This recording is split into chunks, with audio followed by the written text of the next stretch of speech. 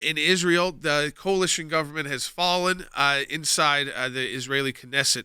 So there is, what does that mean? Likely there's going to be another election in Israel, the fifth election in 3 years, which would determine the makeup of the Knesset, and that then determines the makeup of who is ultimately prime minister and who can put together a coalition. We have ACLJ Jerusalem, our office in Jerusalem. We're joined now by our senior counsel who runs that office, Jeff Ballabon from Jerusalem. And Jeff, just right away, a reaction. This was a coalition that was from the beginning. People are even surprised that it lasted a year because it went from for the first time, it had an Arab party as a member. It had some leftist parties as members, some very right-wing parties as members, and a fairly young prime minister. But it has now fallen. Yes, it has fallen. And in fact, as you described, it was a very strange coalition. People did not believe it would last that long because it wasn't just that it had Arab parties in it and right-wing parties in it. Israel has a number of parties that has both Jews and Arabs in the party that are well integrated. In this case, we're talking about Arab parties that actually have supported Hamas and the Muslim Brotherhood. And to have right-wing figures like Naftali Bennett join with parties that are so extreme, people really didn't think it would last, and people were shocked. And what seems to happen now is that it's that governing coalition that pushed for this election because they know that it's collapsing.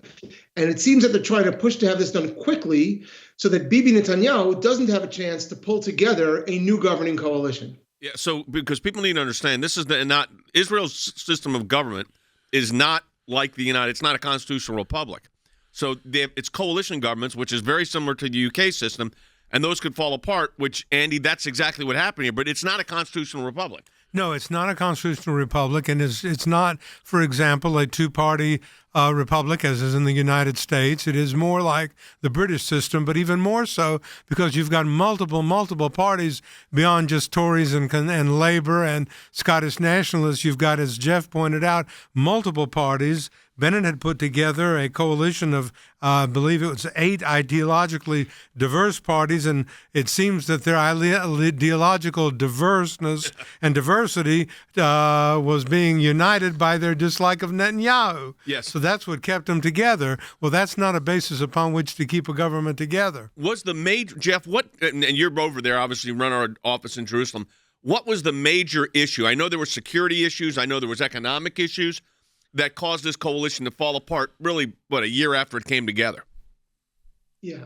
No, I think you're exactly right. I think it's a combination. First of all, it's against the backdrop that we have in America also of a general malaise, a financial malaise. The economics aren't as good as they had hoped. Corona is back, and that's causing some issues, and that never helps the governing party. But the two major issues seems to be that it is, in fact, it has been for many years now, a referendum on Bibi Netanyahu. And the right wing, which some members of which, I guess, were chafing under Bibi's stronghold, thought maybe they could branch out on their own. But what they've done, it seems, many believe, is actually unite the right ideologically. The center right, who did not like this alternative, were very uncomfortable because of some of the parties that were involved. And so, again, it's really the governing coalition that's trying to push this as quickly as possible because they sense that at this point, Bibi can now pull together a coalition of Israeli Zionist parties that are uncomfortable with what's been going on here for the past year. Well, is that what people predict? I mean, I know that you never know the outcome of how elections might come out or if a governing party, but is this what Israelis expect to happen? Because I know our audience here, they're very familiar with former Prime Minister Netanyahu, that they expect that this will usher in his return? Most people I speak to, I would say, are hopeful. They were not happy with what's been happening until now, even though, as everyone is saying, they were surprised it lasted this long. What we'll notice, I think, is more security talk, and security isn't always negative. There's also the Abraham Accords, and Bibi can take credit for the Abraham Accords, and they continue to bring great benefit to this country. And we'll even see how this plays into President Biden's trip to Saudi Arabia. That will be interesting as well. But I think that people know that despite the internal political mechanisms that Andy was talking about and the personalities that tend to drive coalition politics, there is a view of Israel as a Jewish state that has been somewhat if not abandoned, then damaged by the last year, and they would like to see that maybe reformed. So there is hope. The question is, do they have the time? Does Bibi have the time to assemble a coalition among all these fractious parties? Yeah. And that's going to see when this vote actually comes up. Will it be Jeff, tomorrow? Yeah, Jeff, you said that it's probably 4 or 5 coalition members that you could peel off that would form a majority for Likud to take the lead and to form a government. What is that time frame where he'd have to do that? And second part of that question is, has there been any indication that there's movement on that regard? So unless something's happened in the last few minutes, which it may have, it was still up in the air whether this could happen as soon as tomorrow. And that's why the current governing coalition is the one who called for the election. Usually the opposition tries to topple a government. Here, it's the current governing coalition sensing that they're probably on the way out and that Bibi, given a little more time, can pull together a coalition, is calling for it to happen as quickly as possible, and maybe as soon as tomorrow, but as quickly as possible, to deny Bibi that chance. Jeff, I wanted to ask you, the fact that former Prime Minister Netanyahu is now under charges, being prosecuted for whatever allegations that stem from his tenure in office. Do you think that lessens his likelihood of being able to cobble something together before the elections, or do you think that just doesn't have an effect at all? I would actually say it's the opposite. I would say that what most people are now satisfied is that it's what Bibi said all along, that there's no there to those charges. And actually, that's one of the factors that could be helping him now, that people feel like this was political and he did not get a fair shake and they don't like what was done to him. So even people who might have had a problem a year ago are more comfortable with Bibi now. Yeah, but you would think, to me, and again, not Israeli, but Israelis are going to make their decision. But when you have an administration which is opening up, trying to reopen the Palestinian consulate in Jerusalem and taking those steps, again, taking a more anti-Israel position at international institutions, that you might want to bring in back a stronger leader, not someone who's kind of was seen as a kid with a fragile coalition, but someone the world knows, the world deals with, including major world leaders. Because I think we saw too, Jeff, there was a misstep very early on by the current prime minister, and again, not judging there about him, but trying to be a broker between Russia and Ukraine as a country of 7 million, being really out front in that, and even that damaging some of Israel's credibility early on. And I think that probably Israelis want to move past that.